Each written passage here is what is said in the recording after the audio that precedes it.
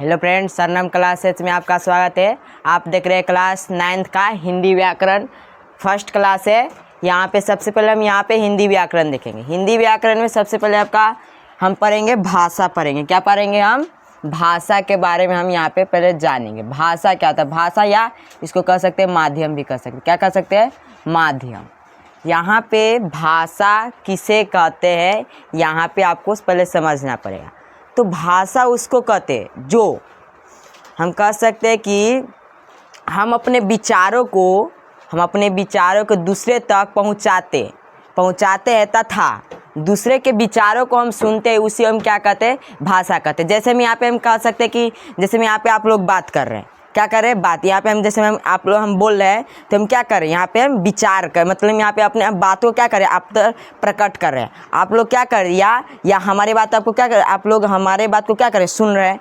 तो यहाँ पे मतलब हम कह सकते हैं कि हम अपने विचारों को दूसरे तक पहुँचाते हैं तथा दूसरे के विचारों को सुनते ही उसे हम क्या कहते हैं? वो भाषा कहते हैं। तो यहाँ पे लिख देंगे भाषा के यहाँ पे परिभाषा। भाषा एक माध्यम है जिसके द्वारा हम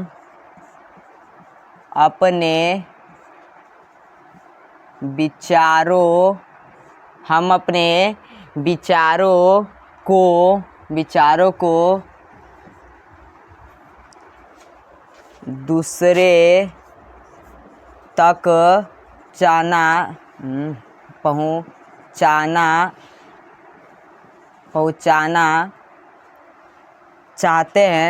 पहुँचाना चाहते हैं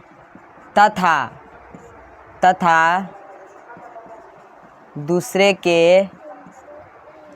विचारों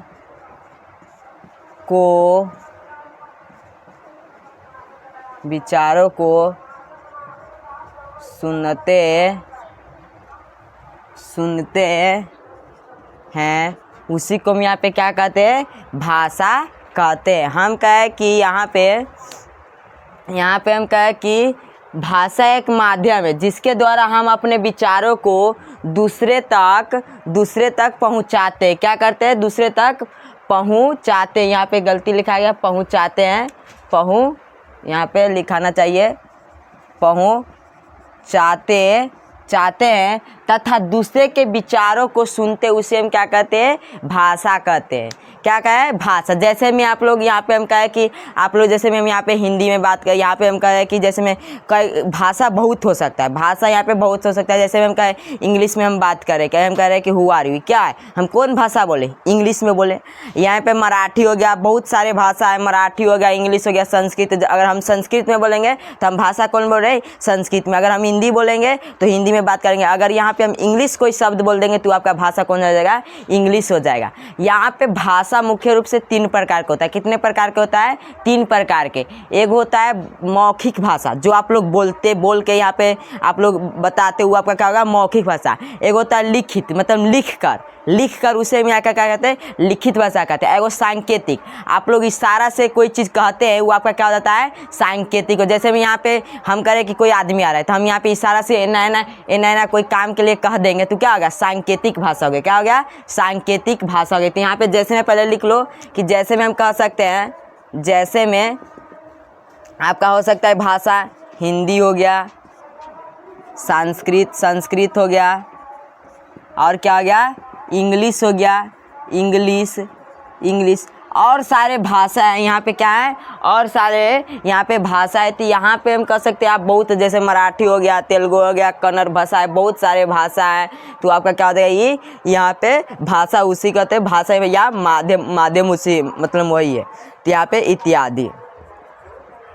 आपसे पूछेगा कि हम यहाँ पे जैसे कोई इंग्लिश में बात करेगा तो आपका कहेगा कि कौन भाषा में बात करें, तो आप लोग कहेंगे इंग्लिश। अगर कोई संस्कृत में बात कर रहा है, क्या संस्कृत में, तो ये आपका क्या हो जाएगा, अगर संस्कृत कोई बात कर रहा है संस्कृत में, आपका संस्कृत भाषा। अगर कोई हिंदी में बात करे तो हिंदी भाषा हो गया। अब यहाँ पे हम कहें कि भाषा 3 प्रकार के होता है। कितने प्रकार के भाषा होते हैं? 3 प्रकार के। एगो मौखिक भाषा होता है, एगो लिखित भाषा होता है, एगो क्या होता है, सांकेतिक भाषा होता है। तो यहाँ पे हम कहें कि भाषा 3 प्रकार के होते हैं। कौन कौन होते हैं? तो यहाँ पे एक में हम कहें कि यहाँ पे कहें कि मौखिक भाषा। कौन कहे? मौखिक भाषा हो गया आपका। एगो आपका हो गया दो में हो गया आपका लिखित भाषा, लिखित भाषा। और 3 में हो गया आपका सांकेतिक भाषा, सांकेतिक भाषा हो गया। यहाँ पे हम कहें कि भाषा 3 प्रकार का होता है।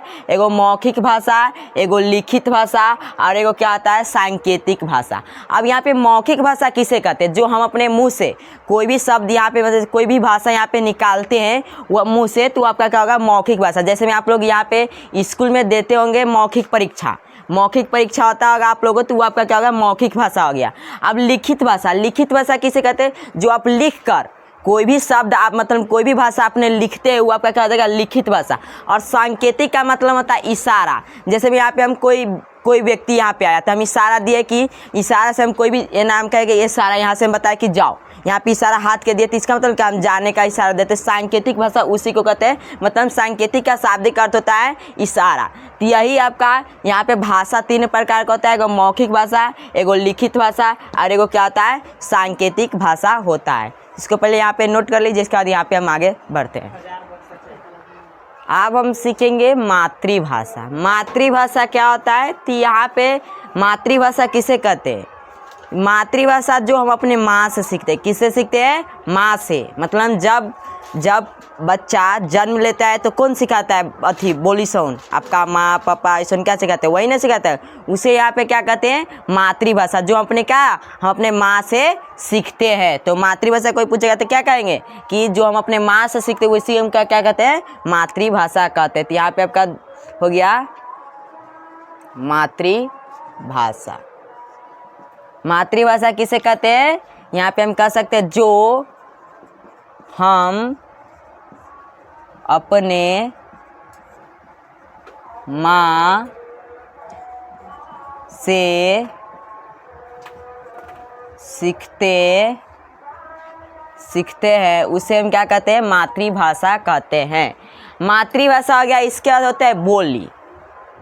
अब बोली किसे कहते हैं? बोली जो आप कहो कोई भी स्थान पे आप जो भी शब्द बोलेंगे, यहाँ पे हम कोई भी भाषा बोलेंगे वो आपका क्या कहलाएगा? बोली भाषा। मतलब बोली। जैसे हम यहाँ पे खड़ा है, यहाँ पे हम कोई भी भाषा बोलेंगे तो हम क्या कोई स्थान पे खड़ा होकर हम बोल रहे हैं। तो यहाँ पे हम कह सकते हैं स्थानीय भाषा को क्या कह सकते हैं? बोली भाषा कहा जाता है या बोली कहते हैं। तो यहाँ पे आपका दोबारा टॉपिक है बोली। तो हम कह सकते हैं कि स्थानीय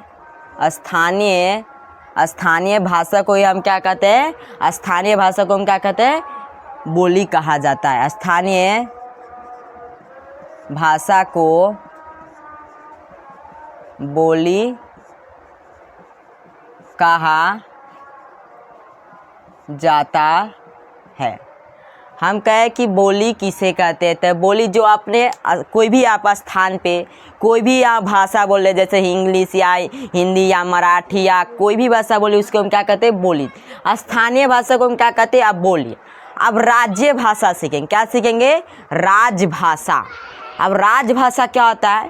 तो देखिए हम कह सकते हैं कि सरकारी काम काज जो होता है ना, सरकारी जो भी काम काज होता है उसे को हम क्या कहते हैं, राजभाषा कहते हैं। तो राजभाषा सरकारी काम काज में क्या कौन भाषा बोला जाता है, तो हिंदी बोला जाता है। हिंदी बोला जाता है कि नहीं आए, जैसे हमारे राज्य में कौन भाषा बोला जाता है, तो हिंदी बोला जाता है। आप लोग को हम जीके में पढ़ाया है कि बिहार का राजकीय भाषा कौन है, हिंदी है, ये पढ़ाया है कि नहीं। तो यहाँ पे हम कहें कि राजभाषा, राजभाषा किसे कहते, मतलब राजभाषा क्या है,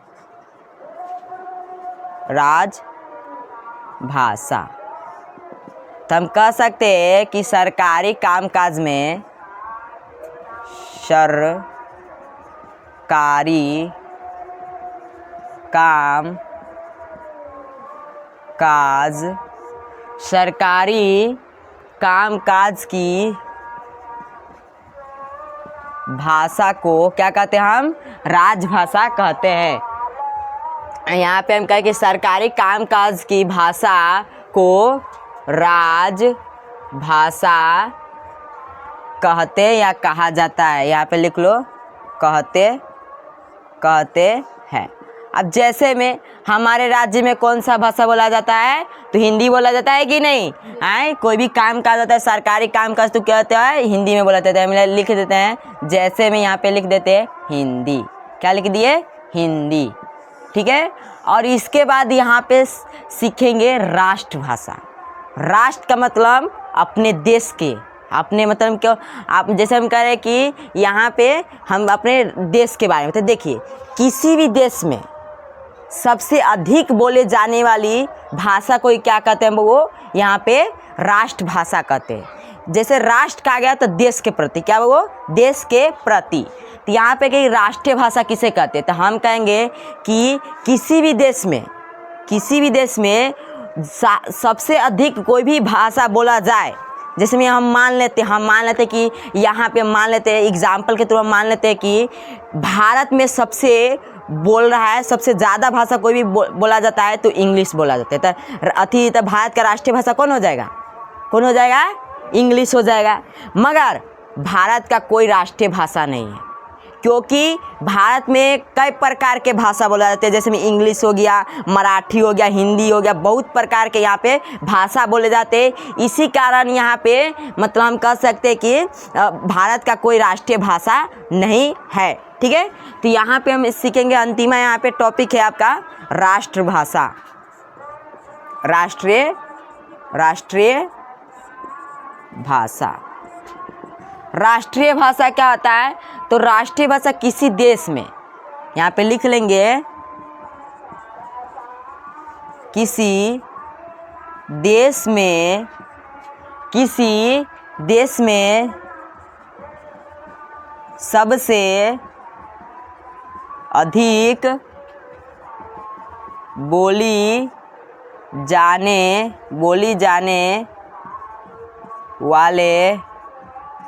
वाले भाषा को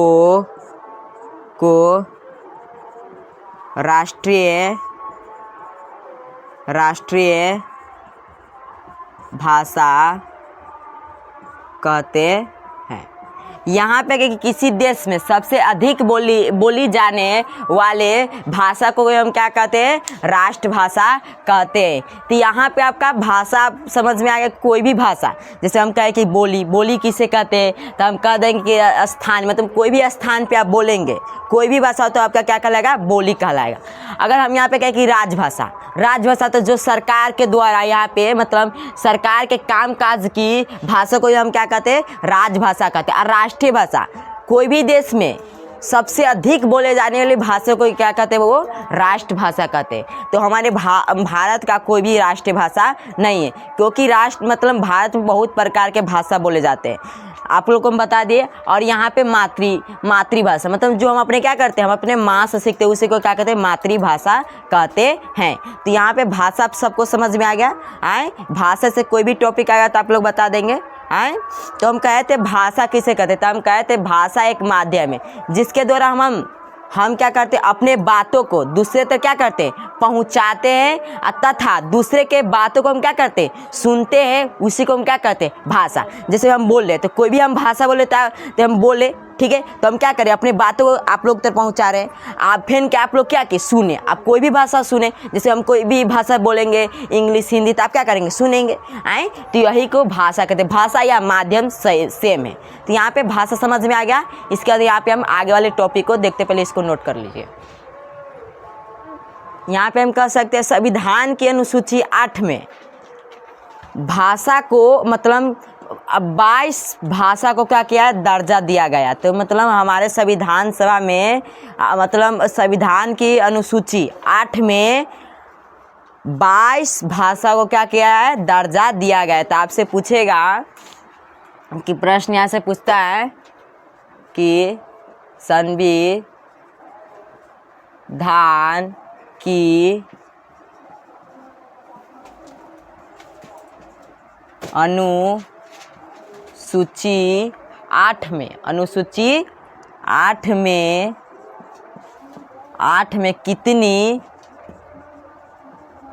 कितनी भाषाओं का दर्जा दिया गया, भाषाओं का दर्जा दिया गया है।